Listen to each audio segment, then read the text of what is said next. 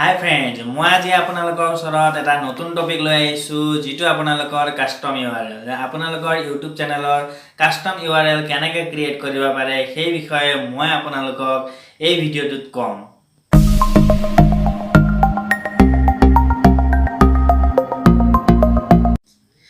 মই আজি আপোনালোকক এই ভিডিঅ'টোত কেনেকৈ কাস্টম URL এটা ক্ৰিয়েট কৰিব মই মোৰ ল্যাপটপত আপোনালোকক দেখাম। আপোনালোকৰ যদি YouTube চেনেল আছে আপোনাৰ YouTube চেনেলৰ কিছুমান লিংক থাকে যেটো আপুনি কপি কৰি পেলাই বেলেগলৈ পেষ্ট কৰে। সো সেই লিংকটোত আপোনাৰ কিবা লাষ্টত ZYX এনেকুৱা সামথিং কিবা লিখা থাকে।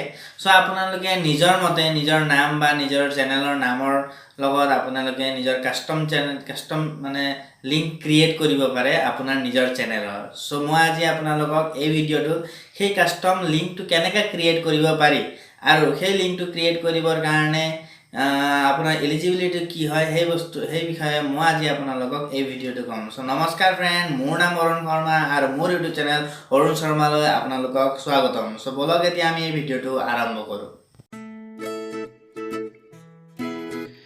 সো বলক ফ্ৰেন্ড, আজি আমি কাস্টম URL কেনেকৈ ক্ৰিয়েট কৰিব লাগে সেইটো শিকো। সো প্ৰথমতে মই মোৰ মোবাইল স্ক্ৰিনৰ গুগল ক্ৰমত ওপেন কৰি ল'ম। গুগল ক্ৰমটো ওপেন কৰাৰ পিছত প্ৰথমতে মই ইউটিউব ডেস্কটপ বুলি সাৰ্চ কৰিব লাগিব। তাৰপিছত আপুনি এইটো ডেস্কটপ মোডটো কৰি ল'ব। দেন আপোনাৰ চেনেলটো এনেকৈ ওপেন হৈ যাব। দেন মোৰ ভাইটিৰ চেনেলটো মই ওপেন কৰি থৈছোঁ। তাৰপিছত প্ৰথমতে আমি চেনেলত ক্লিক কৰিম। চেনেলত ক্লিক কৰাৰ পিছত আমাৰ কাস্টম URL আহিব। কাস্টম URL তাতে এলিজিবল বুলি লিখা থাকিব। এই এলিজিবিলিটিটো যদি আপোনাৰ চেনেলত 100 সাবস্ক্ৰাইবাৰ আছে তেতিয়াহে আপুনি কাস্টম URL ক্ৰিয়েট কৰিব পাৰিব। সো মই এনেবলত ক্লিক কৰিম। কাস্টম URLৰ যোনটো এনেবল অপচনটো আছে তাত মই ক্লিক কৰিম।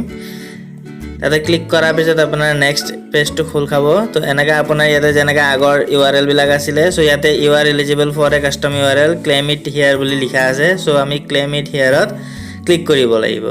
সো ক্লেইম ইট হিয়াৰত আমি যেতিয়া ক্লিক কৰিম তেতিয়া আমাৰ নতুন এটা পেজ আহি যাব য'ত আমি কাস্টম URLটো ক্ৰিয়েট কৰিব পাৰিম। আমাৰ নতুন পেজটোত ৰিলোড হৈ আছে। নতুন পেজটো আহি গ'ল।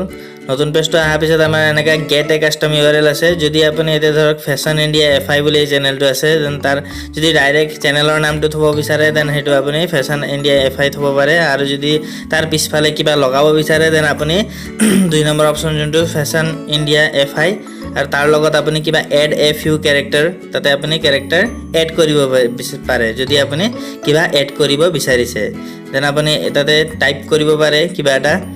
আৰু যদি নালাগে তেতিয়াহ'লে আপুনি ক্লোজ কৰি পেলাই আকৌ নম্বৰ 1 ডাইৰেক্ট নিজৰ চেনেলৰ নামটো সিলেক্ট কৰি আপুনি আই হেভ এটো ৰাইট চিন দি পেলাই আপুনি